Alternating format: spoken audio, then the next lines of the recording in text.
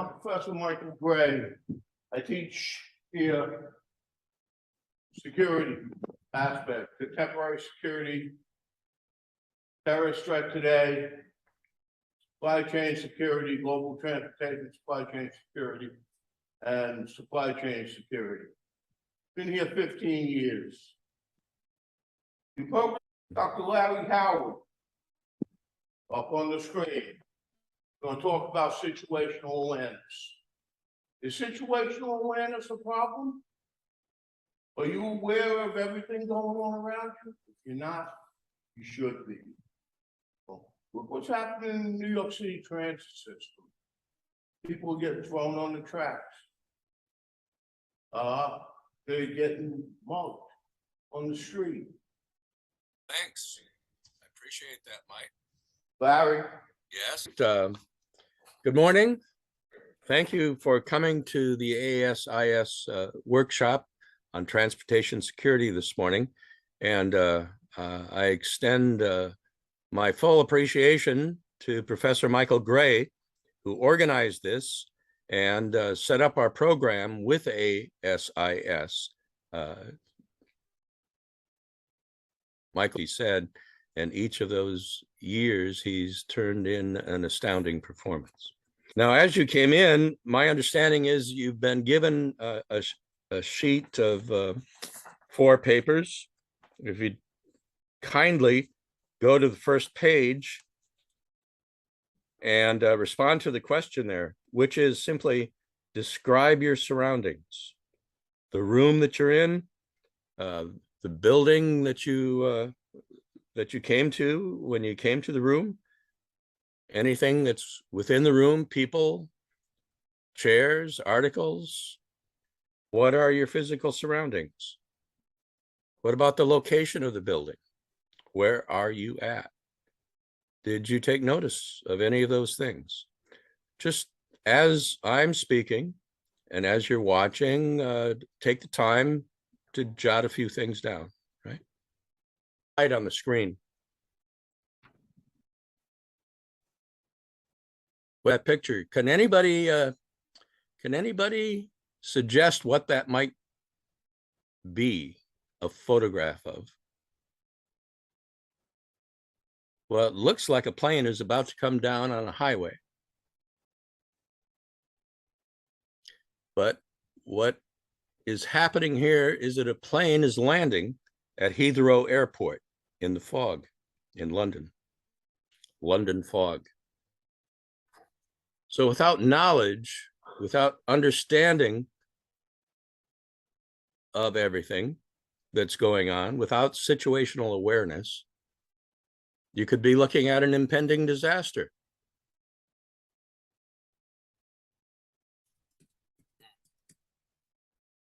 Why it doesn't go down? Great. Dependence on technology Technology is another situational awareness element. Awareness, all of the bullet items that you see there. Take a look at that photograph. That photograph is of a door slightly ajar.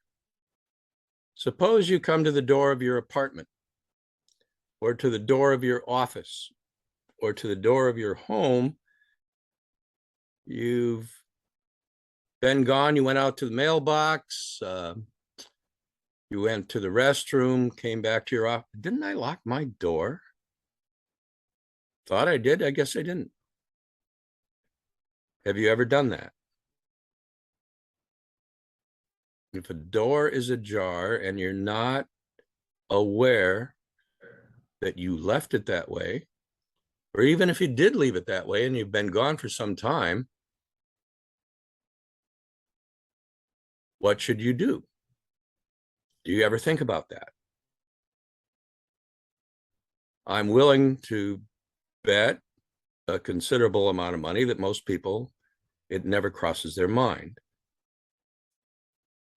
Or in the event that they're concerned about the door being ajar, they immediately rush in, they open the door to rush in to see if anybody's there. Now that's a very incautious move. What might be there could be very dangerous and threatening. Do you give any advanced thought or planning to what you would do in the simple event of something like a door being ajar? Most of us do not. Most of us, with kind of an ignorant complacency, plod through our lives. Are we conscious of and alert to things? Well, that's a good question. And one of the reasons why I'm asking you to fill out that paper that we gave you at the beginning of the program here. Where are you? What's the air like? Is there a clean smell to the air? Some kind of chemical odor? Is it dusty? Does it make your breathing difficult? When do you become aware of these things? And when you become aware of them, what do you do about them? Do you just continue on? Where is your attention? Now, suppose there's something going on in the room. It's raining out. You notice a little bit of water coming through the window.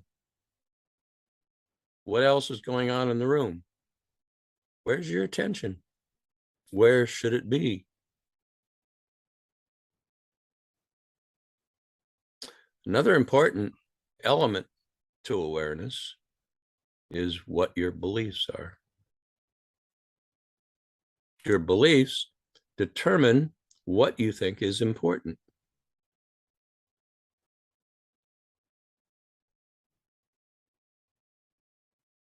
Your assumptions, which are a subset of your beliefs. You assume things Because you believe certain things.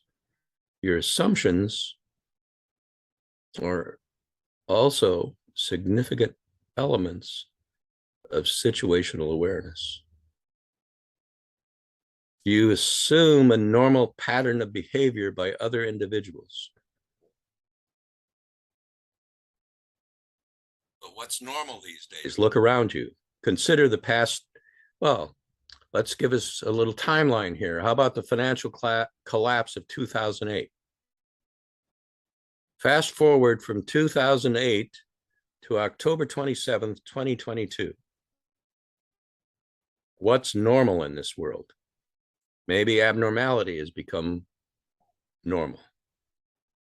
I hesitate to use that stupid phrase, new normal. Right?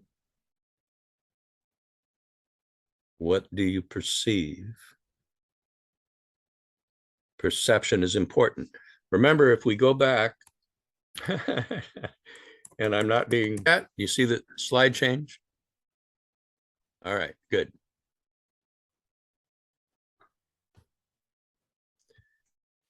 Micah Ensley was a former, during the 90s, a former chief scientist for the United States Air Force. And she wrote several articles and did a lot of research about situational awareness. And her definition of situational awareness is the perception of environmental elements and events with respect to time and place. You remember the slide at the beginning, and that was a plane about to fall from the sky, but wasn't. It was a controlled landing at an airport.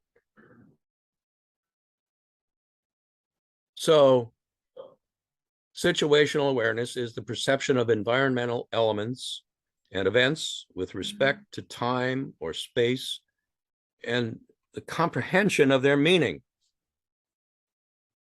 And you extend that meaning out to the future, the projection of their future status.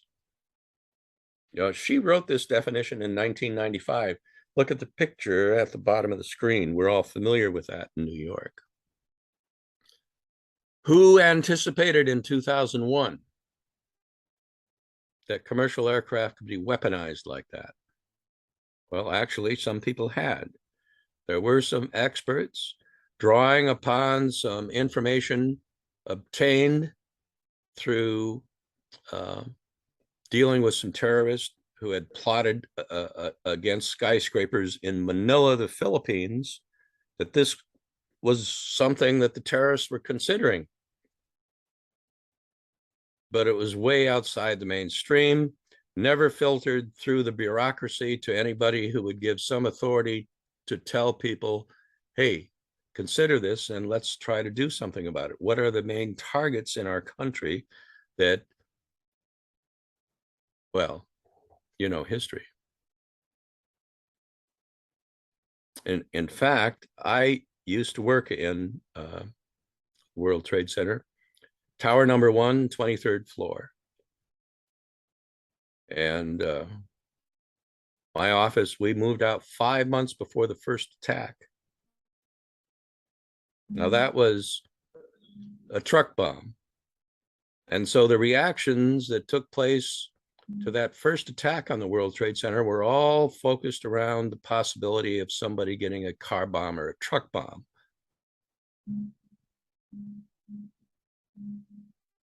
Perception. Perception of environmental elements and events with respect to time or place, comprehension of their meaning, projection of their future status. When one of the terrorists that was convicted in the bridge and tunnel case with the blind sheikh was being flown by helicopter over Manhattan, he looked down at the World Trade Center and said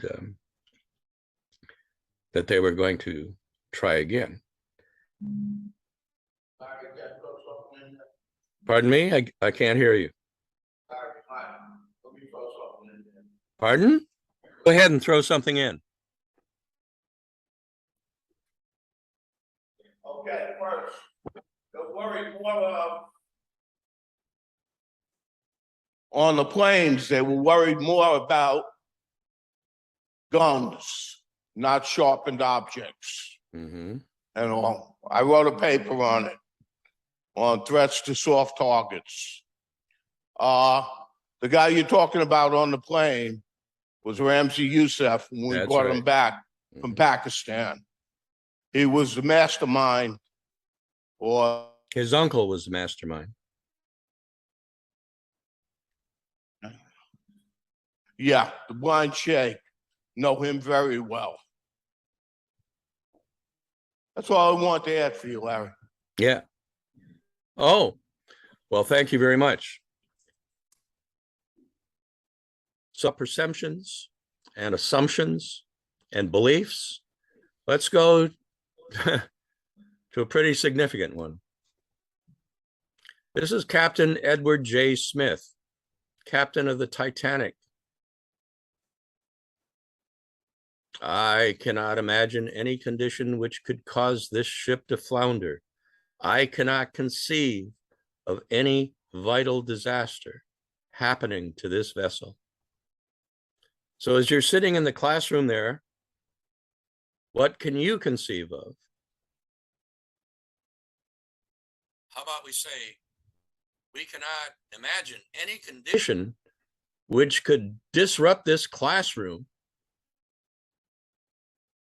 We cannot conceive of any vital disaster happening to us as we sit here in this conference, holding our discussion.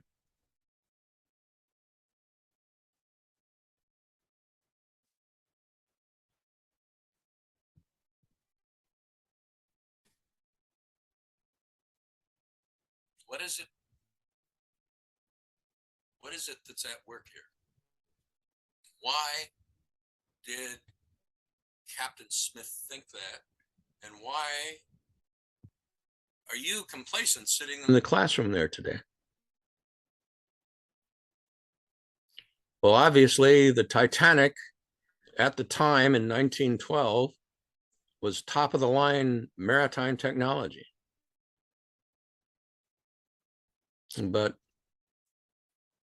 we have increasingly learned that dependence on top of the line technology is not perfect. As you've seen here with the problems I've had with PowerPoint. But consider two major factors on the Titanic. Number one, their holds were not watertight.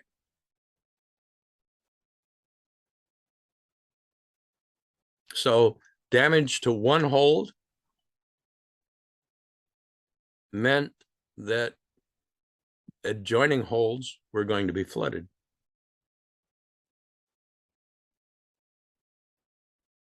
Lifeboats. They didn't have enough lifeboats For all the people on board. Well, that ultimately resulted in the Safety of Life at Sea Agreement, SOLAS, which everybody at the Maritime Academy is all familiar with today. Passenger ships have enough lifeboats on board these days. That's pretty important since we have floating cities as cruise ships these days.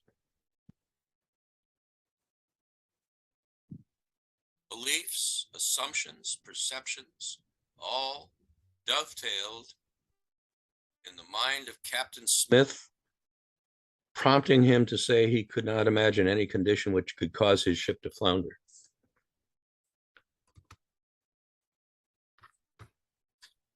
All right, let's see if this will work.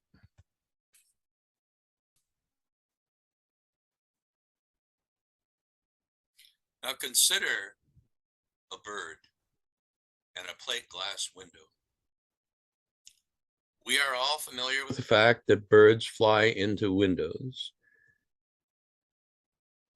because what they are seeing is clear airspace. Can the bird serve as a metaphor for us? What do we see when we look at something? We see an impeccably dressed person walking down the steps towards us in the subway station. We relax. What do we have to fear from an impeccably dressed person? Pinstripes in business attire, whatever, right? We see somebody with dark skin,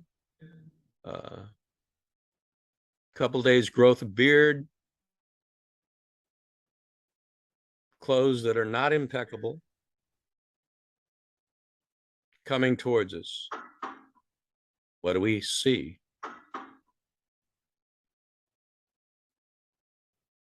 What do we see? What we see with our eyes goes to our perceptions, our assumptions, and our beliefs up in our head.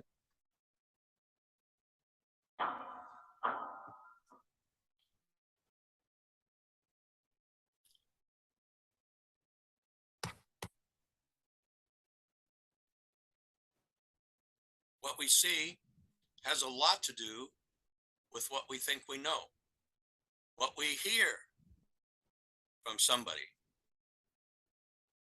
Let's go back to the impeccably dressed Person and the dark-skinned, not so well-dressed person in the subway. If the impeccably dressed guy says something to us, are we more apt to believe it than if the other guy said it? How do we know what we think we know?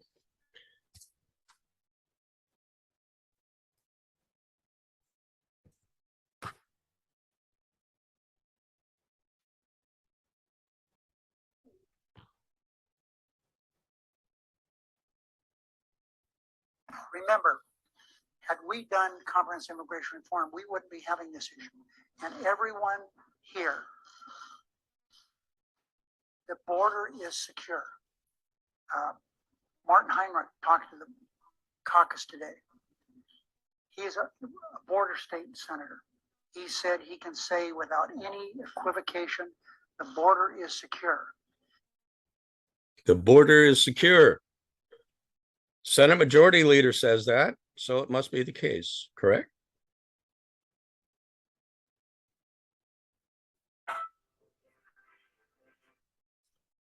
Yeah, Mike. Okay. Results and poor outcomes. Professor Emeritus at the Stern School of Business, New York University, William H. Starbuck, wrote a famous article in 1992, Strategizing in the Real World. Strategic planning is a two-edged sword. You plan around the wrong assumptions based on the wrong beliefs, etc. The outcome is not going to be a good one. So part of the advanced planning has to do with understanding your environment and what the possibilities are. Here are two photographs that you could consider along those lines. First of all, when you leave a restaurant late at night and you're going out into the parking lot, there's no valet bringing the car to you, and your car is parked far out into the lot. Might even be an area in the Bronx that you're not familiar with, and so you have some trepidation. How would you proceed? You're alone. Well, how do you carry your keys? One good way might be, as you see in the picture, to carry your keys in your fist so that the metal end of the key is projecting out. So if you have to use your fist, you have weaponized fists there. It's not as good as brass knuckles, but it'll do. All right, so you stock up on food. You put a lot of food in your freezer and your refrigerator. Guess what? Power goes out. I'm reminded of the Superstorm Sandy. I remember an interview with the manager of the Shell refinery down there in New Jersey. Prior to the storm, everybody was concerned, do we have enough gasoline in the event that the storm strikes? And the Shell manager says, yes, we have plenty of fuel. Well, that turned out not to be the problem, because the power grid was knocked out by the storm, so nobody could pump gas. And few people had thought enough in advance about that to have the stations outfitted with generators. Now, in the wake of the storm, we understand that if we had generators distributed throughout those service stations in the area, that we wouldn't have had to suffer through the rationing and lack of fuel, right? What's your focus? You walk across the street looking at your phone and doing a text while a car's running you over? Do you pay attention to things? So now is the time. I hope you filled out the first part of the sheet. I would like you to take some time now. This is an active part of participation in this presentation. So take 15 minutes and an assessment of the classroom and its environment. Things here were to ask you to do a little reconnaissance, fill out the second part of the questionnaire, and then we would have some discussion of it and compare to your initial impressions of coming into the presentation. How do they jibe? Were you aware when you came in? What were you not aware of based on the assessment in the latter part of the presentation? The questions for the discussion were, do you know how vulnerable you are? What are your assets in the case of something happening? What should be your immediate goals and why? And how can you cope? I had a little scenario of something that was going to happen to the classroom, but if we don't have time, no need to present that. But you understand now, I think, the idea. So let's move on to the end, thanking you and asking if you have any questions. Michael? You want to coordinate that?